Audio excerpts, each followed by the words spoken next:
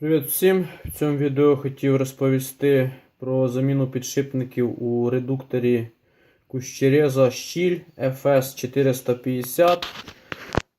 Ще не розбирав 350-ку, але в неї, здається, ідентичний редуктор, так що, можливо, це буде цікаво і тим, в кого 350 щіль. Значить, з чого потрібно починати? Потрібно починати ось з цих двох винтов. Значить, тут торекси стоять, торекс 27, відкручуємо цих два винта, знімаємо наш редуктор з штанги, тобто він у нас в ту сторону слазить, і з чого потрібно далі, на чому, верніше, далі сконцентруватися. Значить, отут у нас є гужон, гужончик у нас під третій шестигранничок 3-мм. Для чого він? Він фіксує ось цю шестерню і ці підшипники. Тобто він зафіксовує, піджимає ось цей підшипник звідси і не дає нашій шестерні з підшипниками на своєму посадочному місці, ось там, не дає їм гуляти. Тобто він їх піджимає в ту сторону. Значить, що ми робимо? Викручуємо повністю наш гужон, прогріваємо голову редуктора і ось цю частину особливо. І виколочуємо ось ці два підшипника з цією шестерню об дерев'яну або об мідну наставку. От таким макаром у вертикальному положенні ми вибиваємо. Іде це все діло дуже плотно, тому що профрезеровані посадочні міста доволі точно, тобто зроблено все по уму. Після того, як ми виколотили оцю шестерню з підшипниками, у нас тут стоїть ще ось стопорне кольцо, знімаємо це колечко і вже замінюємо підшипники. Значить, тут стоїть два підшипника, маркировка їхня 6001. Камера не хоче фокусуватись.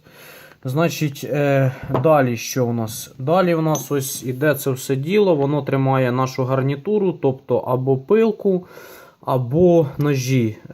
Відкручуємо цю гаєчку, знімаємо ось це все діло, знімаємо цей фланець, на який садиться вже наша гарнітура. І що ми бачимо? Ми бачимо ось в такому положенні, якщо подивитися на редуктор, значить стоїть ось така у нас цяцька.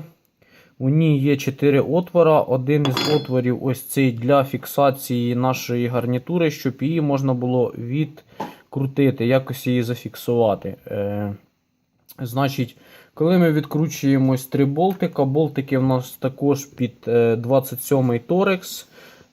По всій пилочці стоять всі шурупи, болтики по 27-й торекс, тобто не потрібно заморачуватися. Відкручуємо ці 3 болтика, знімаємо ось цю цяцьку, вона у нас отак, як я вже говорив, стоїть. Що ми бачимо? Тут у нас отак стоїть шпіндель втоплений. Значить, як його збити? Знову повторюємо ситуацію, як спочатку. Прогріваємо нашу голову редуктора.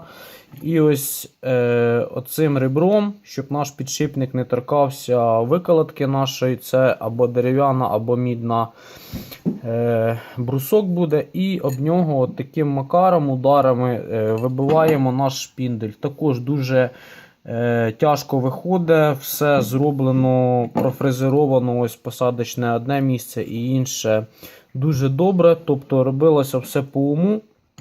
Виходить тяжко, але якщо гарно прогріти, то без проблем все зіб'єте. Значить, на шпінделі у нас стоїть перший підшипник наружний з резиновим сальником, щоб не попадав наш бруд підшипники, він довго ходив. Тут у нас 6202 стоїть підшипничок, а тут у нас ззаді стоїть 6200. Значить, що хотілося б сказати. Час від часу перевіряйте шпіндель, чи нема бієння, тому що, як ви розумієте, нагрузки колосальні, великі оберти, плюс удари постійно, якщо стоїть гарнітура, у нас пилка або лопасті стоять, постійні удари на підшипники тут і постійна вібрація, тому що вал стоїть ось на ці підшипники. Що хотілося б додати, підшипники купуємо не дешеві, тому що дешеві підшипники ви потратите лише свій час і гроші. Купуємо хороші брендові оригінальні підшипники, зазначу ще раз оригінал, тому що дуже багато підробок. І тоді лише міняємо. Ну, в принципі, все по відео. Якщо відео було корисне, ставимо лайки, якщо не корисне, дізлайки. Всім щасливо!